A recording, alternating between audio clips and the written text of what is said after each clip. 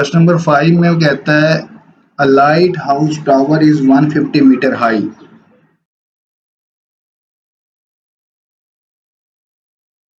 एक टावर हमें दिया हुआ है, उसकी हाइट हमें दी हुई है कितनी,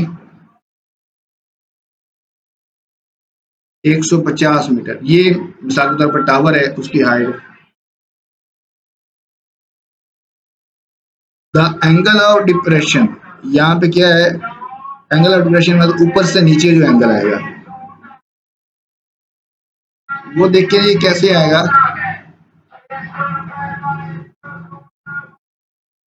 असल में वो एंगल इस तरह होगा, यहाँ पर जो एंगल बन रहा होगा यहाँ से ऐसे, मैं आपको बताता हूँ एंगल ऑफ डिप्रेशन क्या होगा जी।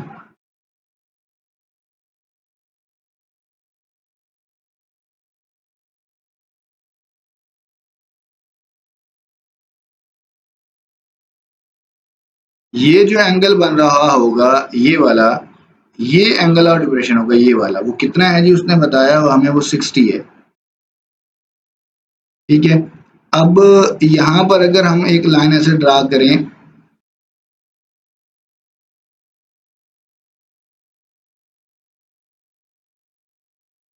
यहाँ पर ऐसे हम इस सामने वाली लाइन से उसको मिलाएं तो हमारे पास राइट एंगल ट्राइंगल बनेगी। अब गौर करें अगर हम, तो ये देखें ऊपर वाली ये जो ब्लैक लाइंस हैं, ये लाइन और ये वाली लाइन दोनों आपस में पैरेलल हैं। पैरेलल होने की वजह से ये जो इनको लाइन काट रही है, इंटरसेक्ट कर रही है, ये दो पैरेलल लाइंस को इंटरसेक्ट कर रही है, तो इसका मतलब जो अल्टरनेट एंगल्स होंगे, ये वाला एंगल और जो यहाँ पे एंगल बन रहा है, ये दोनों आपस में क्या होंगे, इक्वल होंगे। इट्स मीन यहाँ भी 60 का एंगल बन रहा होगा। अब आपको हाइट ऑफ द टावर दी हुई, ये वाली चीज ये आपको दी हुई, वो कितनी है जी, 150 मीटर। ये हमने लिख दिया 150 मीटर। और आपको क्या दिया हुआ है, वो 60 का एंगल है, ये एंगल हमने लिख दिया। कहता है find the distance between the ship and the tower. यहाँ पर जो जहाज फिर रहा है, यहाँ पर इसका और यहाँ टावर से फासला हमने मालूम करना है। मतलब हमने ए बी डिस्टेंस क्या करना है, मालूम करना है। और इस पॉइंट को नाम सी का दे देते हैं। डिस्टेंस क्या करना है, ए बी हमने मालूम करना है। तो अब आप खुद ही देखें कि हमें कौन सा ट्रिग्नोमेट्रिक फंक्शन यूज करना होगा। बहुत आसान है जी। देखें आपको 60 के सामने ये वाली साइड यानी कि परपेंडिकुलर दिया गया है और ये बेस हमने मालूम करनी है। तो कौन सा ट्रिग्नोमेट्रिक फंक्शन इस्तेमाल होगा जी, tan।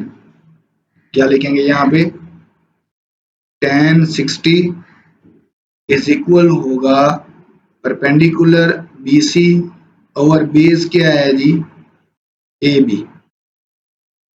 tan 60 की वैल्यू आप कैलकुलेटर से भी पुट कर सकते हैं या आपको ज़बानी ट्रिग्नोमेट्रिक टेबल में याद है तो आप वो भी लगा सकते हैं। ये पहले भी एक क्वेश्चन में आया है, ये है जी 3 tan 60 और BC की वैल्यू क्या है जी 150 ओवर AB की वैल्यू क्या है x, वो हमने मालूम करना है। ये x इधर आ जाएगा, 3 से मल्टीप्लाई हो जाएगा x, इधर क्या बच जाएगा 150। अब हमें x की वैल्यू चाहिए तो 3 इधर आके डिवाइड कर देंगे, x इज इक्वल हो जाएगा किसके जी 150 डिवाइडेड बाय 300। ये 150 को 300 पे डिवाइड करेंगे कैलकुलेटर के जरिए तो हमारे पास आंसर आएगा जी 86.60 मीटर। ये हमारे पास जो है दूसरा डिस्टेंस आ गया शिप और इसके दरमियान। ये था हमारे पास क्वेश्चन नंबर 5।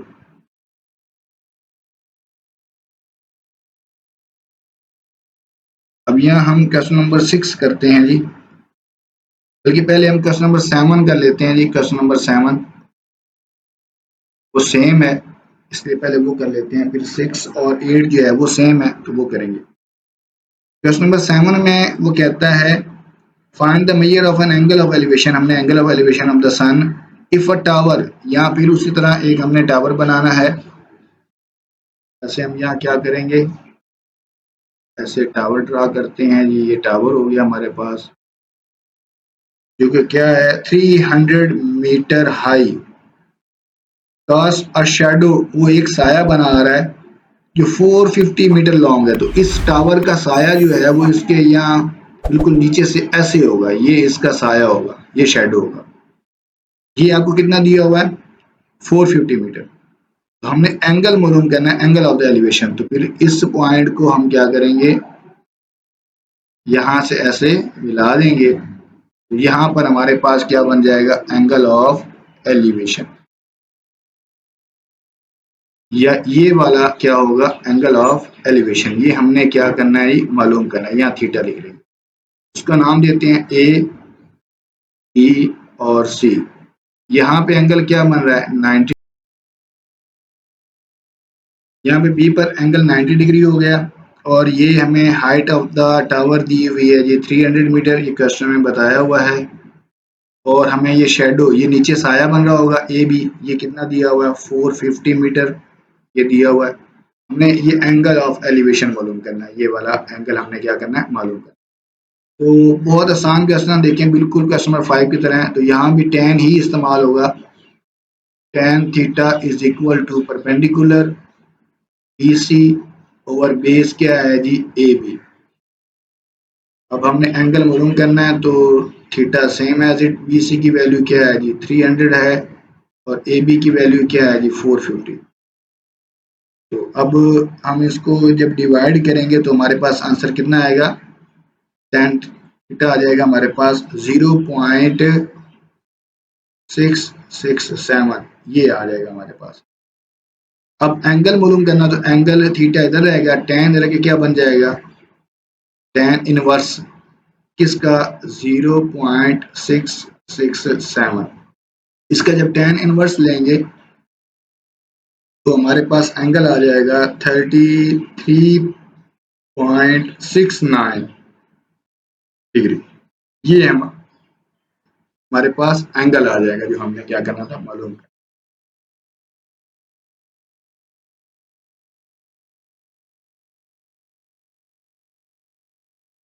एक्सरसाइज 6.6 है, इसका क्वेश्चन नंबर 6 है।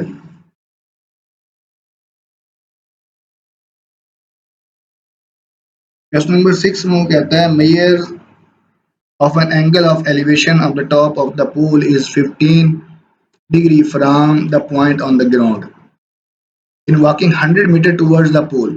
अच्छा पहले हम यहाँ पे पोल ड्रा कर लेते हैं जी।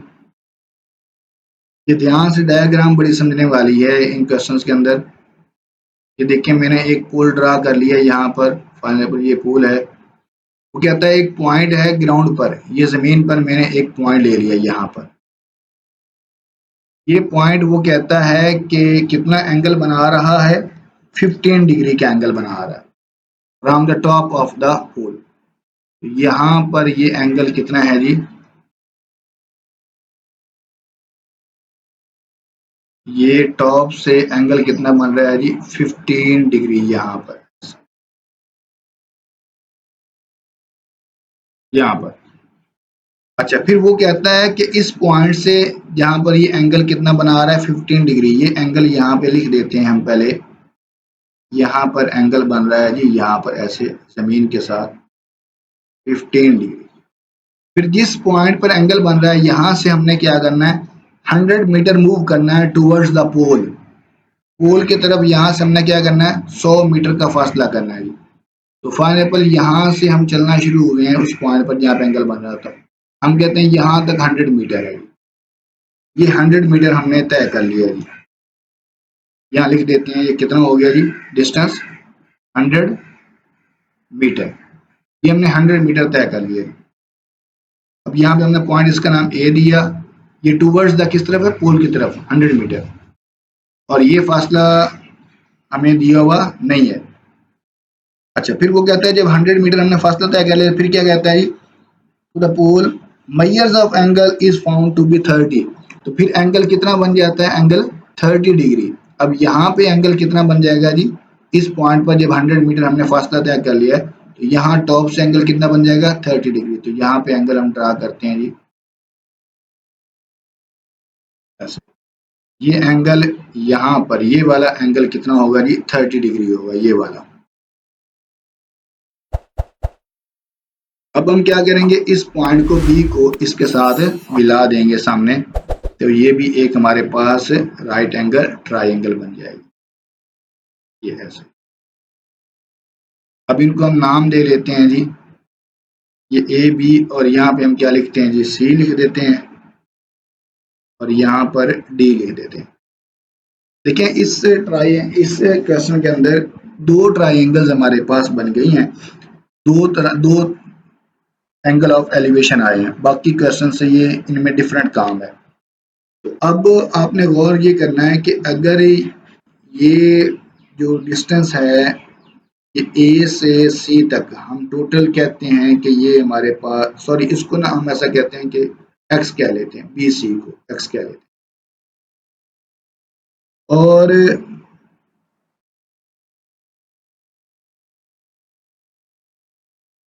ये जो हमें दिया हुआ है डिस्टेंस,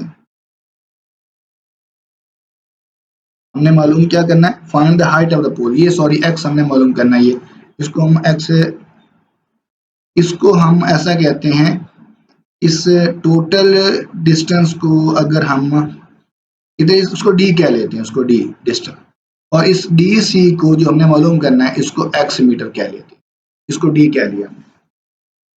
अब देखिए गौर करें, हमने असल में ये फासला मालूम करना है, ये वाला फासला। पहले आप क्या करेंगे, ये छोटी जो हमारे पास ये राइट एंगल दी गई है, ये वाली, आप इसको पहले सॉल्व कर लेंगे। राइट एंगल जो है ये वाली, जिसका नाम बी सी डी है, ये जिसको मैं शेड कर रहा हूं, इस ट्राइंगल को लेंगे,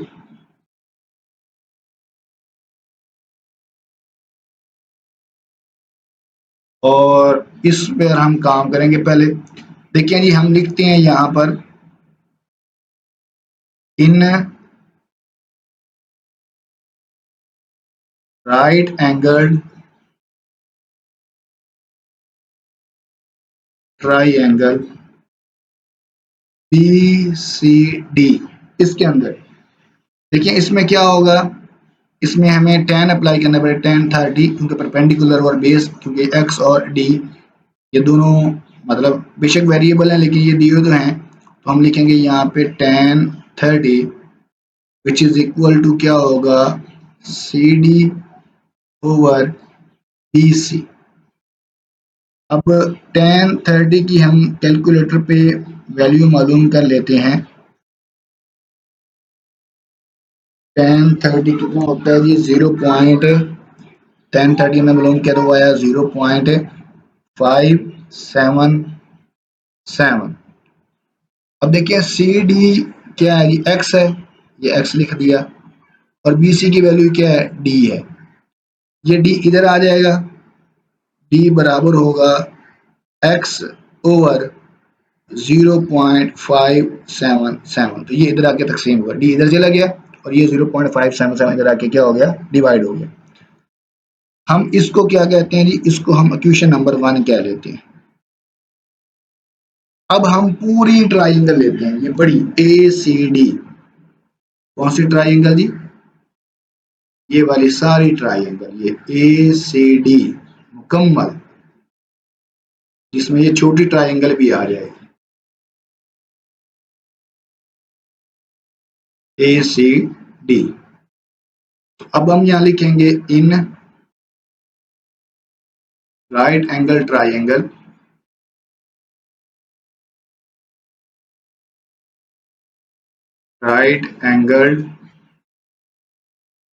ट्राइंगल कौन सी है जी, ए सी डी। इसके अंदर हम tan ही इस्तेमाल करेंगे, और tan कितना होगा, tan 15, वो किसके बराबर होगा, perpendicular C D over base क्या है, ए सी, बेस हमारी क्या है, ए सी।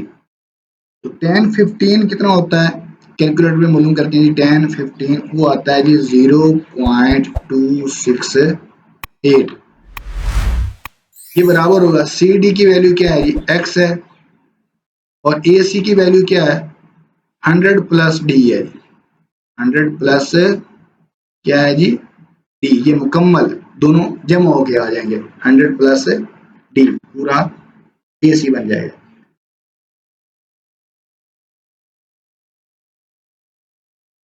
तो अब देखें हमें x की वैल्यू चाहिए, तो हम क्या करेंगे जी, यहाँ से ये जो d की वैल्यू हमने निकाली है, यहाँ इस d की जगह हम क्या कर देंगे, उसको पुट कर देंगे, इसको इक्वेशन नंबर 2 कह लें। तो हम लिखेंगे from equation 1 d is equal to x by 0.577 put in equation 2 में पुट कर देते हैं, ये आएगा 0.268 is equal to x over 100 plus, तो यहाँ d की जगह क्या आ जाएगा, d की जगह आ जाएगा x ओवर क्या आ जाएगा 0.577। आगे देखिएगा, यहाँ पे थोड़ा कैलकुलेशन ध्यान से समझने वाली है।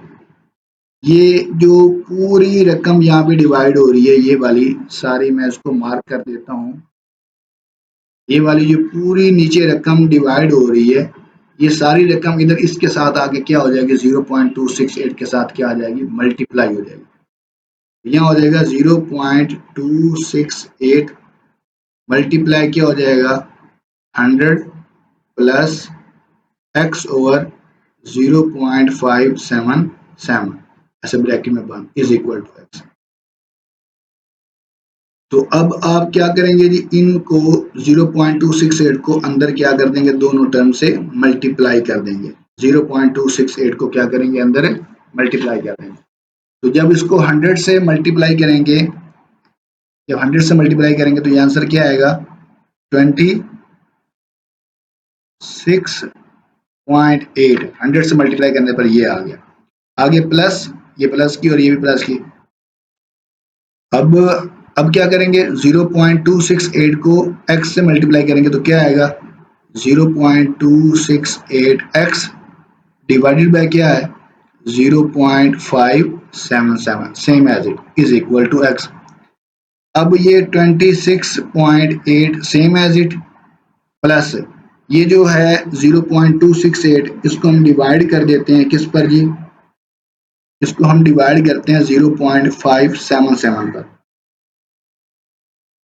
0.268 डिवाइडेड बाय 0.577, इस पे डिवाइड करेंगे तो आंसर आएगा हमारे पास 0.464 और साथ में क्या लिखा हुआ है x is equal to x, इधर भी x है।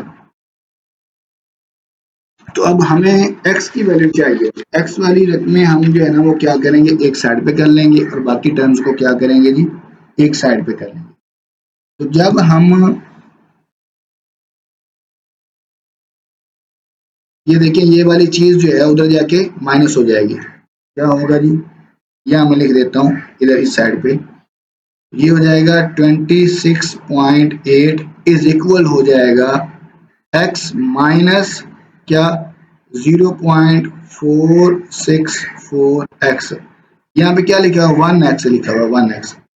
इट्स मीन 1 में से ये सारी पॉइंट वाली टर्म क्या कर देंगे, माइनस कर देंगे। हम लिखेंगे 1 माइनस 0.464, ये आंसर आया हमारे पास कितना जी 0.536, क्या आया 536 और साथ में x, इधर क्या लिखा हुआ है 26.8। तो अब ये जो x के साथ ये टर्म मल्टीप्लाई हो जाके डिवाइड हो जाएगी, ये आएगा 26.8 divided by 0.536 is equal to x, क्योंकि हमें x की वैल्यू चाहिए। तो अब इसको डिवाइड करते हैं तो देखते हैं कितना आंसर आता है 26.8 डिवाइडेड बाय 0.536, तो 50 हमारे पास क्या आया आंसर, इसको डिवाइड करने से आंसर कितना आया 50 मीटर। तो ये जो हमारे पास पोल दिया हुआ था वो कितना है, उसकी हाइट 50 मीटर हमारे पास उसकी हाइट आई। तो इस तरीकाकार में लॉजिक क्या है, देखिए आपको दो एक्सरसाइजेस बने हैं, दूसरी दो आपके पास ट्राइंगल्स बन जाएंगी। तो आप क्या करेंगे, पहले एक ट्राइंगल पे काम करेंगे, वहां से आप एक इक्वेशन बना लेंगे और जिस चीज की वैल्यू मालूम करनी है उसको आपने अलग नहीं करना दूसरी चीज को, मतलब यहाँ पे डी को देखो, मैंने डी को अलग किया हुआ, डी की वैल्यू निकाली हुई। ये डी की वैल्यू हम क्या करेंगे, वहां पे दूसरे इक्वेशन में पुट कर देंगे, फिर बड़ी ट्राइंगल लेंगे उसमें पुट कर देंगे और हमारे पास आंसर आ जाएगा।